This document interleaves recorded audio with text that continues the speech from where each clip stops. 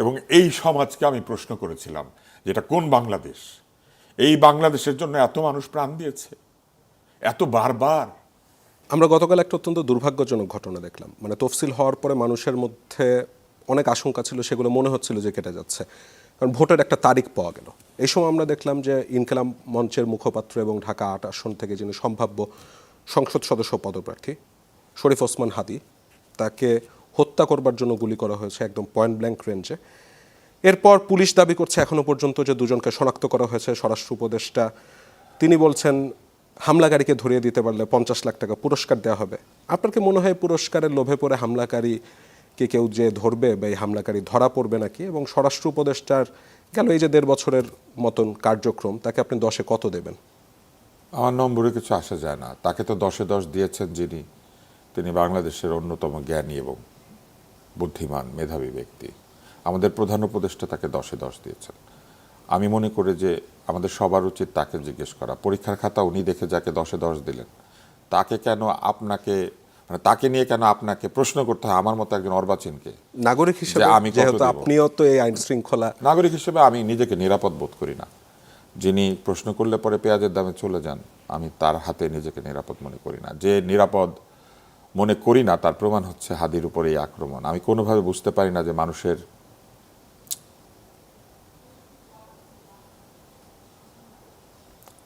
মানুষের হিংসা, মানুষের বিদ্বেষ, মানুষের ক্রোধ কেন এই জায়গাতে যাবে? কি অপরাধ একজন ব্যক্তির?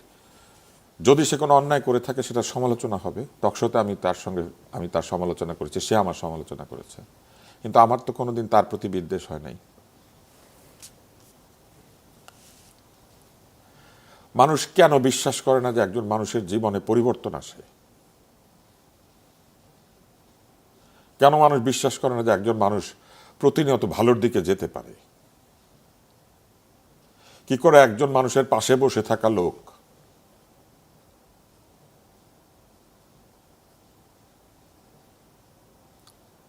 এবং এই সমাজকে আমি প্রশ্ন করেছিলাম যে এটা কোন বাংলাদেশ? এই বাংলাদেশের জন্য এত মানুষ প্রাণ দিয়েছে, এত বারবার।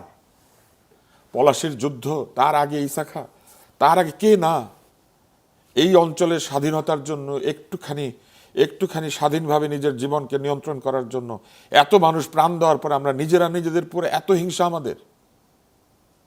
এবং এই কোন বাংলাদেশ এইটা বলার জন্য আবার আমাকে ট্যাগড হইতে হয়। এটা কোন বাংলাদেশ?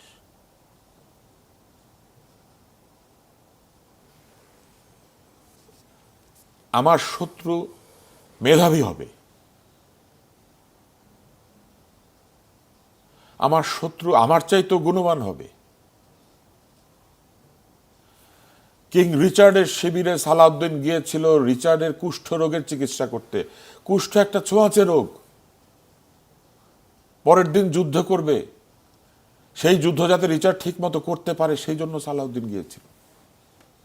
এই জন্য গাজী, মানুষ মারলে গাজী না। রিচার্ডকে তার দলের লোকেরা ডাকতো, তার দেশের লোকেরা সিংহ হৃদয়, আর সালাউদ্দিনকে বলতো গাজী। যুদ্ধ কি ব্যক্তিগত সম্পর্ক নষ্ট করার জন্য? পৃথিবীতে যত যুদ্ধ হয়েছে ন্যায়ের পক্ষে হয়েছে, সেটাই যুদ্ধ। অন্যায়ের পক্ষে অস্ত্র, সেটা যুদ্ধ না, সেটা হত্যা। এজন্য পাকিস্তানিরা হত্যা করেছে, আমরা যুদ্ধ করেছি। আমাদেরটা যুদ্ধ, ওদেরটা হত্যা। সিরাজউদ্দৌলাটা যুদ্ধ, ক্লাইভেরটা হত্যা। এবং সেইটা আজকে এইভাবে কেন তাকে নিরাপত্তা দিল না? কেন তার পাশে বসে থাকতে পারলো এরকম একটা খুনি? এ কে? অক্টোবর মাসে সে ডাকাতি করে ধরা পড়েছিল, এখন আমরা শুনতে পাচ্ছি। ছেড়ে দিল কে? কে তার জন্য জামিন নিয়েছিল কোর্টে গিয়ে? এই প্রশ্ন তো কেউ করছে না। এটা নিয়ে শুরু হয়েছে ট্যাগিং এর বাণিজ্য।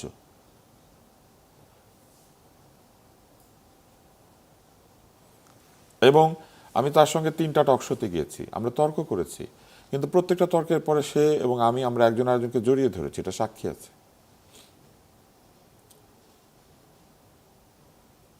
এবং আমি তার সঙ্গে দুষ্টামি করেছি, সে আমার সঙ্গে দুষ্টামি করেছে। হাঁটুর বয়স একটা শব্দ হয়েছিল না, সে আমাকে বলেছিল আপনি তো ভালো বিতার্কিক, আমি তো আপনার হাঁটুর বয়স, কি তর্ক করব।